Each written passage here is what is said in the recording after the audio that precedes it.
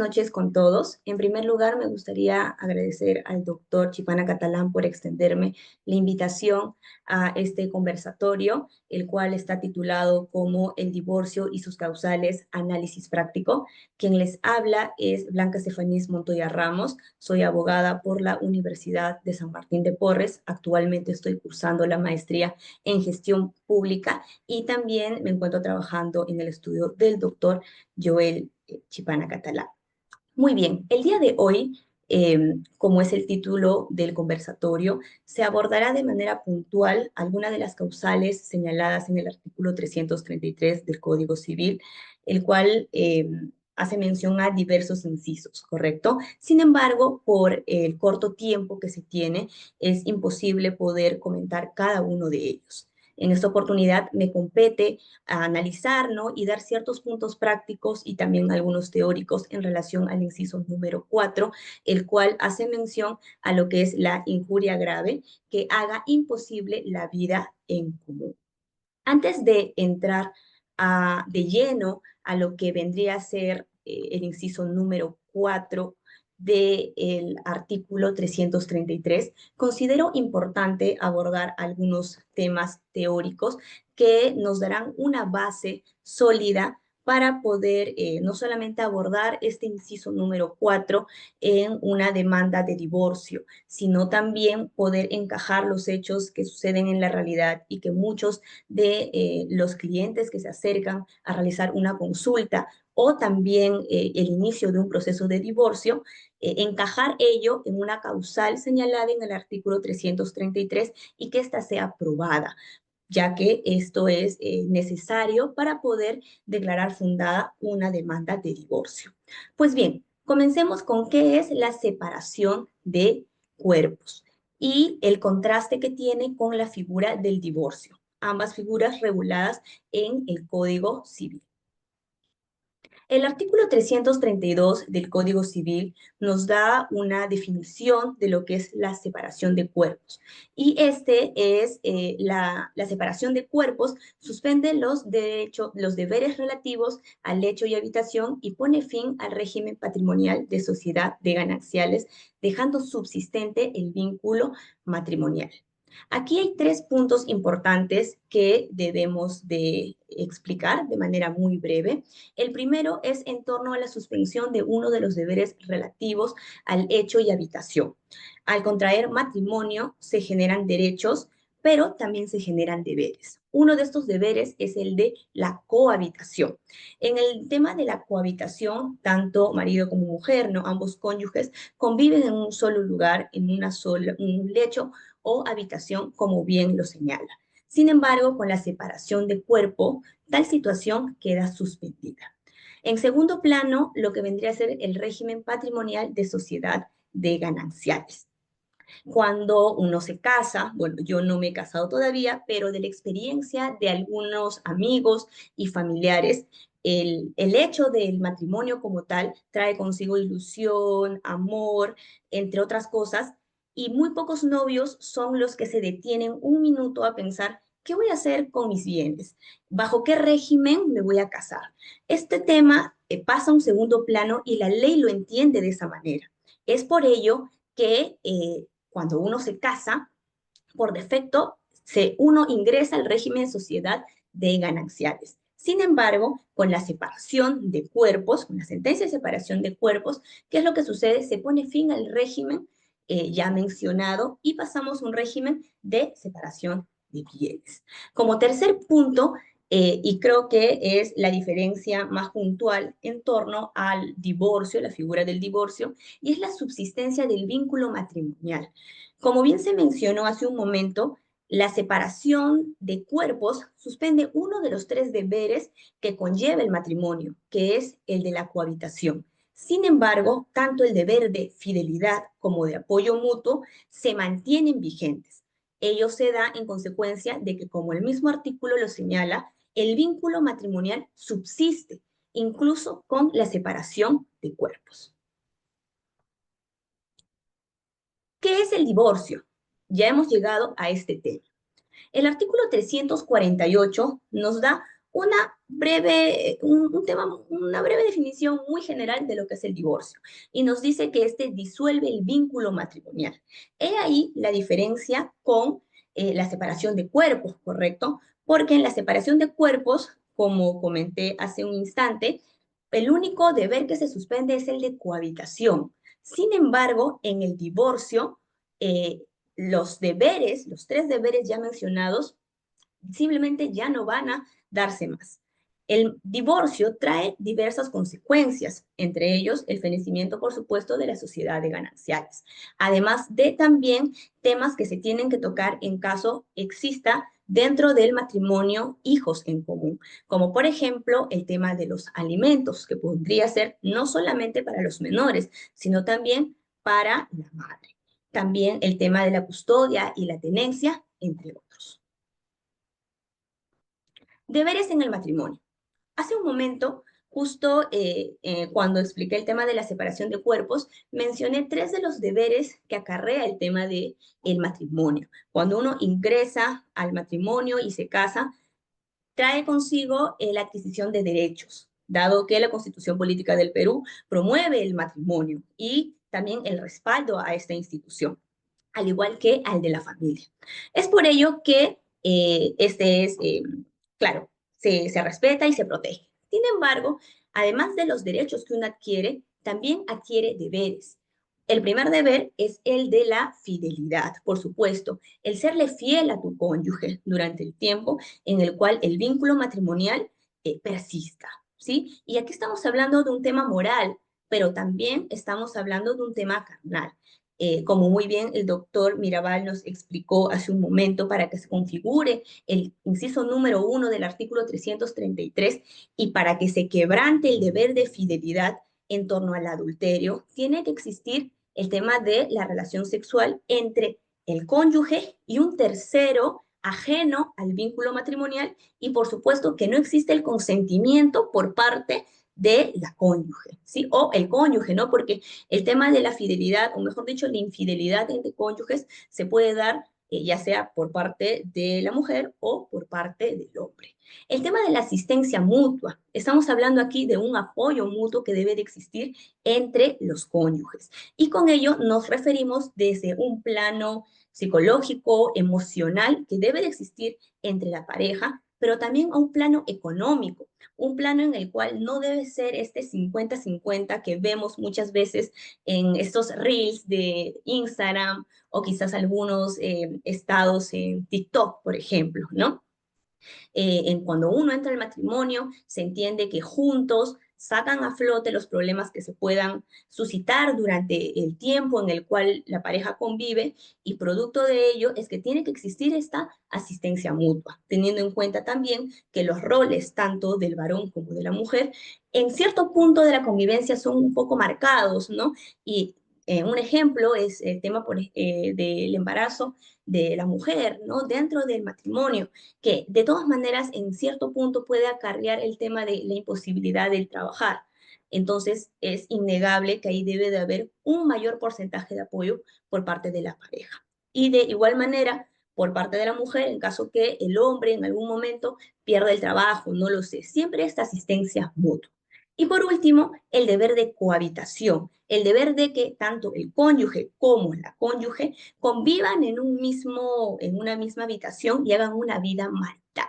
¿Por qué es importante tanto el tema de la fidelidad, la asistencia mutua y la cohabitación? Y la pequeña explicación que estoy dando en este momento. Porque el quebrantamiento de alguno de estos deberes hace o habilita al cónyuge afectado a poder utilizar, ¿no? Alguna de las causales señaladas en el artículo 333 e interponer una demanda de divorcio, ¿no? Ello gira en torno a estos deberes del matrimonio que acabo de explicar. Sistemas relacionados al divorcio.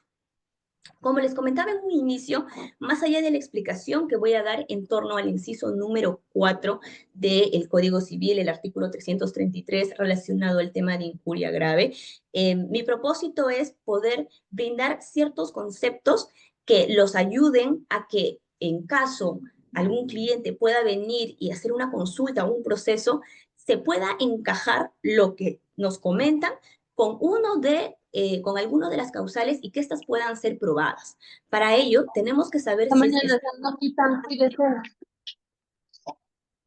Para ello, tenemos que analizar si es que estamos frente a un sistema del divorcio-sanción o al divorcio-remedio. Y con ello pasaré a explicar cada uno de estos. Cuando nos referimos a un divorcio-sanción, estamos frente a dos sujetos procesales. Por un lado, tenemos al cónyuge inocente, ¿no? Este cónyuge agraviado que se ha visto afectado porque su cónyuge ha infringido, ha quebrantado algunos de los deberes relativos al matrimonio. Y por ello es la única persona que puede demandar el divorcio. Es por eso que el artículo 335 del Código Civil nos señala que ninguno de los cónyuges puede fundar la demanda en hecho propio, por supuesto, porque en realidad no tendría sentido que el hecho que yo misma he realizado, ¿no? En el ejemplo hipotético que yo hubiera cometido adulterio, sea una causal que yo misma lleve un proceso y que solicite el divorcio por ello. Tal situación lo tiene que hacer únicamente el cónyuge inocente. Y por otro lado, al existir un cónyuge inocente, tiene que existir un cónyuge culpable. Este cónyuge que ha infringido algunos de los deberes del matrimonio antes explicados y que en consecuencia de ello, ¿no? Se ha causado un daño a el cónyuge inocente. Es importante señalar aquí que se tiene que probar que se ha vulnerado los deberes maritales. ¿Ello por qué? Porque ante la duda de si existió o no existió un quebrantamiento a los deberes, en realidad esto va a favorecer este cónyuge culpable. Suena irónico, pero la misma Constitución, al promover a la familia y al promover de manera puntual al matrimonio, va a proteger a la institución en caso de existir alguna duda. De todas maneras, en lo que es el tema del divorcio-sanción, se tiene que ver el tema de la indemnización y quizás también el tema de la adjudicación preferente de los bienes. Respecto al tema del divorcio-remedio, aquí no estamos frente al supuesto anterior, ¿no? En el que teníamos a un cónyuge inocente y teníamos por otro lado a un cónyuge culpable. Aquí lo que tenemos es al cónyuge más perjudicado. Y básicamente se utilizará este sistema cuando lo que se busque es regularizar una situación que de hecho ya se ha realizado. Causales de divorcio. El artículo 349 del Código Civil nos señala, puede demandarse el divorcio por las causales en el artículo 333, incisos del 1 al 12. Y el artículo 333 nos señala las causales, pero estas son causales de lo que vendría a ser la separación de cuerpos. Es entonces que entendemos que el punto en el cual se une, por así decirlo, o la semejanza entre la separación de cuerpos y también lo que vendría a ser el divorcio es en las causales para interponer la demanda correspondiente. Como les comentaba en un inicio, el día de hoy tocaré algunos puntos teóricos y algunos puntos prácticos en torno al inciso número 4 del artículo 333 del Código Civil, el cual hace mención a la injuria grave que haga imposible la vida en común entre los cónyuges. Para ello, tenemos que iniciar por la definición de injuria. ¿A qué se refiere el código con injuria para después de ello poder continuar con todo lo demás? Pero bueno, antes de llegar a ello, la Real Academia Española nos señala que la injuria es el agravio u ofensa de palabra o de obra. Pero hace un momento acabo de leer el artículo mencionado, ¿no?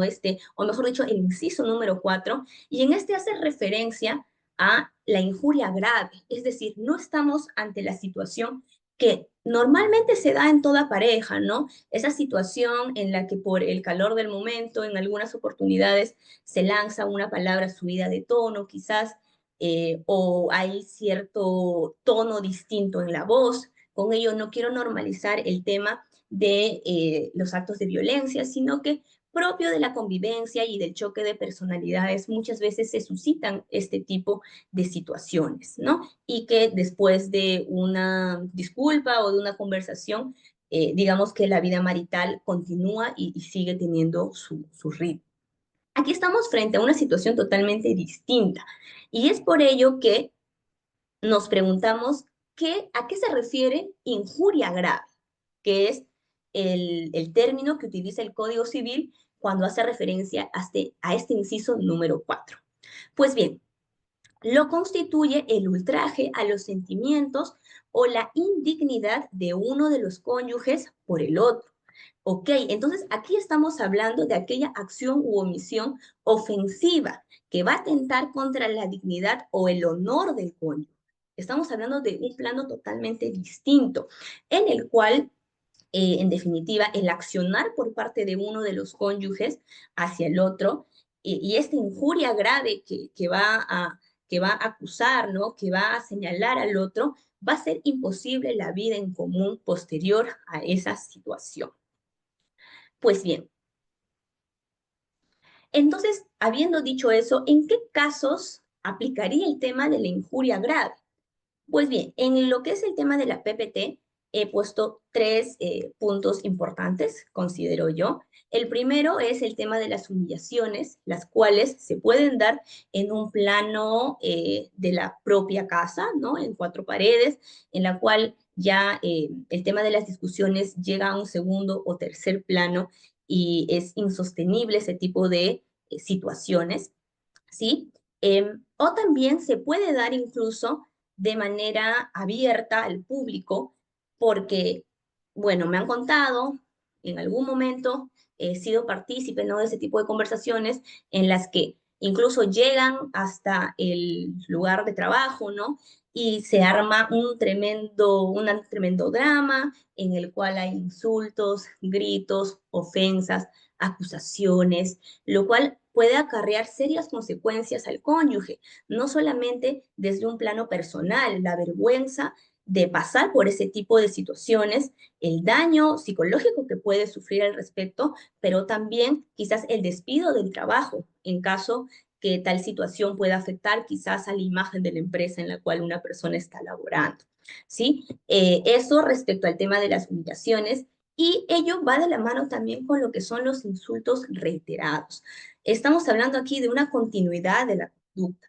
No estamos hablando, como mencionaba hace un momento, de una discusión esporádica que se podría dar en el plano de pareja, ¿sí? Entonces, estos insultos, esta conducta continuada hace que la relación entre ambos cónyuges sea insostenible.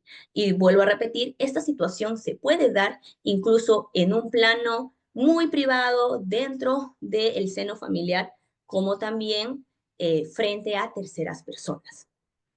Pero considero que el tema puntual aquí vendrían a ser las falsas acusaciones de delitos. Y quiero ejemplificar este ítem, ¿no? De los casos de injuria grave con un supuesto que muchas veces se da en la práctica. Y es el siguiente, ¿no? Producto de la diferencia de comunicación, de la diferencia de ideas entre ambos cónyuges, muchas veces la madre por parte de los hijos en común que tienen dentro del matrimonio, utiliza al hijo o la hija como un instrumento de venganza, ¿correcto? En el cual acusa falsamente a el padre de los niños con el fin quizás de lograr un cometido, de que esta persona sufra, entre otros, ¿no? Y con acusaciones me refiero a acusaciones realmente graves, tristes, como vendrían a ser el tema de tocamientos indebidos a menor, o también el tema ya netamente de lo que es el acto sexual contra el menor. Claro está, y quiero dejar marcado que estoy refiriendo a un ejemplo en el cual, por supuesto, en este contexto, el padre vendría a ser una persona inocente que no ha cometido ningún tipo de acto contra su menor hijo y tenemos por un lado a una persona, que en este caso es la madre, que realiza acusaciones falsas contra esta persona. Claro está que si fuera un escenario en el cual verdaderamente se ha suscitado ello, acarrearía una investigación, investigaciones psicológicas, pruebas en la cámara Gesell, entre otros, ¿no? Y por supuesto que al final se llegaría a una conclusión que, bueno, eso es parte de un tema mucho más grande. Pero lo que yo quiero llegar es que puedan entender el tema de este hombre, ¿no? En el supuesto, en el ejemplo, que se ve agredido contra su honor, ¿no? Como padre, como persona, y también a la imagen que tiene frente a los hijos, ante una situación que en definitiva es una acusación falsa y que atenta contra su dignidad y contra su imagen, vuelvo a repetir, frente a terceras personas.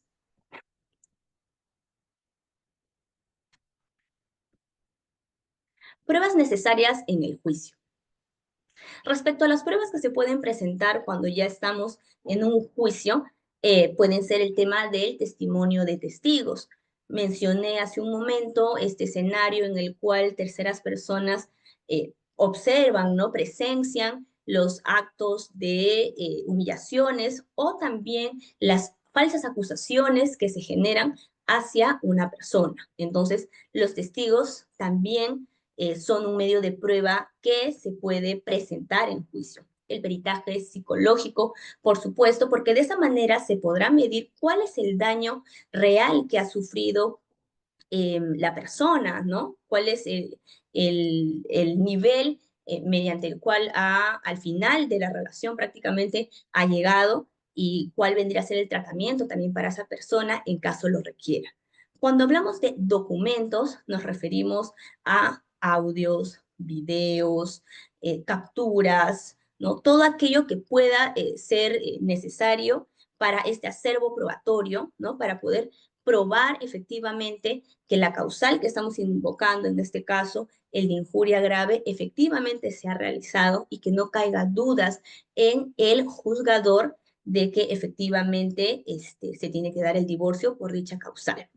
Ello debido a que la apreciación subjetiva de qué constituye una injuria grave es en realidad es un poco complicada, ¿no? Es por ello que el juzgador tiene que, además de analizar las pruebas y demás, también se tiene que ver acá un contexto de cultura, de educación, de costumbres, porque de esa manera se podrá ver desde un plano mucho más general, mucho más global, la situación que es materia de estudio, o mejor dicho, materia de discusión en un proceso. ¿Qué puedo solicitar en una demanda por esta causal? Pues bien, lo que se puede solicitar en una demanda de manera accesoria vendría a ser la tenencia y custodia de los hijos en caso que dentro del matrimonio se hayan procreado niños, ¿no? Después podemos pedir el tema de alimentos también, los alimentos relacionados a estos hijos que se han concebido dentro del matrimonio, pero también hacia la mujer, ¿correcto? En este caso a la cónyuge que por X o Y motivos, quizás no cuente en ese momento con un soporte económico que le permita solventar sus gastos. Posteriormente, también el tema de la liquidación de devengados. En cuanto a la jurisprudencia relevante y para poder ejemplificar y aterrizar todo lo hablado en relación a la injuria grave, tengo aquí el expediente 1120-95-0, el cual señala de alguna manera u otra, que las declaraciones en medios de prensa que afectan el honor del cónyuge constituyen injuria grave pasible de divorcio. Este es el caso del divorcio presentado por el expresidente, ¿no? Alberto Fujimori, en el año 1995, frente a su, en ese momento, esposa, la señora Susana Iguchi. Entre los argumentos que que señaló la parte demandante para poder acreditar, ¿no? Probar que efectivamente existió un tema de injuria grave en contra del cónyuge, se señaló que la señora, en este caso, había realizado una serie de acusaciones bastante graves en contra de Alberto Fujimori. En este caso, temas de corrupción, también acusaciones de robo, acusaciones también por parte de la señora en torno a la gestión propia de su, en ese momento, cónyuge, declaraciones cuestionando a la familia de su esposo, ventiló también, por ejemplo, el tema de un posible divorcio futuro entre las partes, desacreditó al hombre en el aspecto paternal, ¿no? Como padre de familia, señalando de que el actuar con sus hijos no era el más apropiado y que todo ello había sido callado básicamente por un tema de protección a los niños. Cabe resaltar que todo esto fue divulgado mediante diferentes plataformas, o mejor dicho, mediante diferentes medios. En este caso, medio escrito, medio televisivo, y en realidad esta información rebotó no solo de manera nacional, sino también de manera internacional. Entonces, habiendo dicho esto, independientemente del contenido, de si efectivamente hubo corrupción, de si fue o no una persona que robó, creo que eso no es materia de discusión, sino lo que me gustaría que resaltara es el hecho que este inciso número 4 sí puede ser pasible de ser utilizado como una causal de divorcio en un proceso y que, si bien es cierto, este es un caso mediático, ¿no? Para ese momento, ¿no? Porque estábamos hablando de Alberto Fujimori y de la que fue en su momento la primera dama también, puede suceder en la vida real, puede suceder en un tema práctico, el hecho de que este tipo de acusaciones menoscaben tanto la dignidad y el honor de una persona, que se sientan afectados de tal manera que ya no puedan mantener un vínculo matrimonial para con la cónyuge o el cónyuge que ha ventilado ese tipo de intimidades. ¿Sí? Teniendo en cuenta, por ejemplo, lo que mencioné hace un momento, ¿no? De este caso que en realidad en la práctica suele suceder, en el cual una de la cónyuge, ¿no? Realiza un tema de acusaciones falsas, ¿no? Frente a, o mejor dicho, realiza acusaciones falsas contra el padre de sus hijos, por ejemplo, ¿no? Y este tipo de situaciones se pueden ver también en los medios de farándula, es decir, programas específicos que se dedican a sentar a las personas y que seguramente, no lo puedo afirmar, por un porcentaje de dinero se crea toda una novela, ¿no? Que en definitiva para la audiencia es algo aceptable y genera rating, pero entendiendo que ya se está ventilando un tema de manera nacional y que la dignidad y el honor de una persona puede verse transgredida por las declaraciones del cónyuge, ya en esa situación estamos entrando en una causal, en este caso la causal analizada que es la de injuria grave, y puede ser pasible, como lo fue en su momento, de que esa sentencia pueda ser declarada fundada, la demanda pueda ser declarada fundada y se dé lo que vendría a ser el divorcio. Bueno, muchísimas gracias.